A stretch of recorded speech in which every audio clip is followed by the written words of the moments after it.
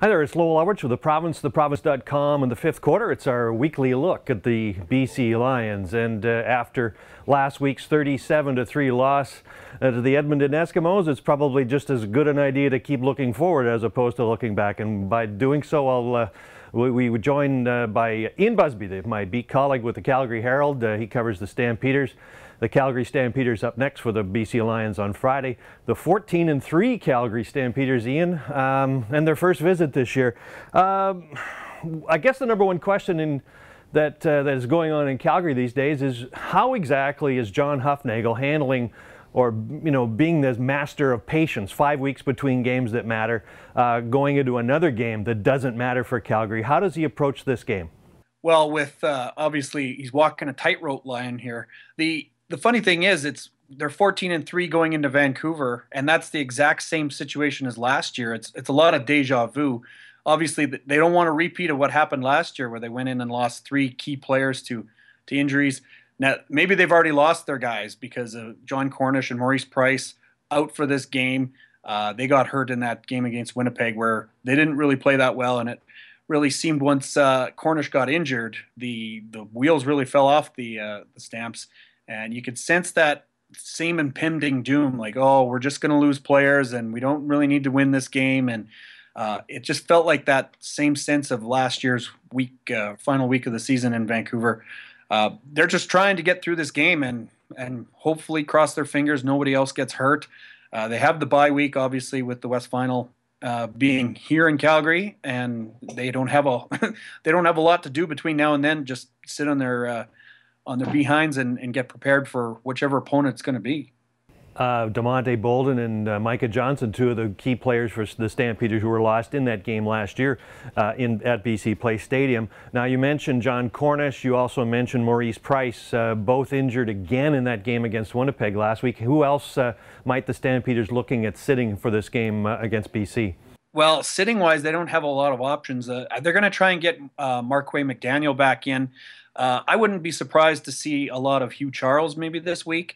That would be a guy you might want to get ready for the playoffs. Jock Sanders is still a little banged up. Matt Walter, he could probably use some time in there, but not the whole game. It would be nice if they did it like baseball in the CFL. Could open up the rosters, a few more options in the end of the year. Baseball goes from a 25-man roster to a 40-man roster in the final month of the year. Gives guys a chance to take a breather. You still have to dress the guys you have. You can't change everybody. So I would maybe see maybe a guy like Dan Federkyle, the right tackle. Maybe he'll take a game off. It's hard to say exactly which way they're going to go. They don't want to lose any more continuity. They had 3 games at the end of our schedule that didn't actually mean anything. So you want to continue rolling. They're 14-3 now. They'd like to be 15-3. It's obviously not essential, but when you look at the grand scheme of things, they got to get some momentum back after playing as poorly as they did in Winnipeg. It's rather remarkable, isn't it? It's rather remarkable, isn't it, Ian, that the Stampeders have had the record that they've had. And you mentioned McDaniel. He comes back into this game. If he does, he's number 13 in the league's receiving yardage list. That's their leading receiver, and the Stampeders have really not missed a beat without him. They really haven't missed a beat without John Cornish. Those are two storylines I think worth watching. Finally, I'm just curious, from a Calgary perspective, you've covered the team for a long time. You had lots of practice sessions where you got the opportunity to watch Kevin Glenn. What might the Stampeders be looking at Kevin Glenn in a game like this? How to defend him? I'm sure the Stampeders know him all too well. Yeah, they know that Kevin's not going to get rattled too much, but I think they still have to try and bring a lot of pressure on him. The one thing about Kevin is he seems to really enjoy playing against the Stamps, and he was one of the guys that he engineered that comeback here earlier this year. The Stamps don't have their ideal offense or defensive line coming at them. They want Charleston Hughes to get back in action, and it doesn't seem like he's progressing very well. DeMonte Bolden, with a broken leg, is trying to make a comeback for the end of the year too, and they would really like to get these guys working a little bit better together.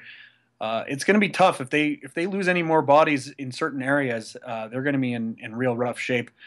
With Kevin, I think they're going to you send a lot of Juwan Simpson at him, because Juwan likes to trash talk and he likes to get in guys' ears, and him and Kevin have actually a pretty good relationship. So it could be a lot of fun to watch number 12 going after KG. And if you could put a mic on Juwan Simpson for this game, I think it would deliver a lot of hilarity.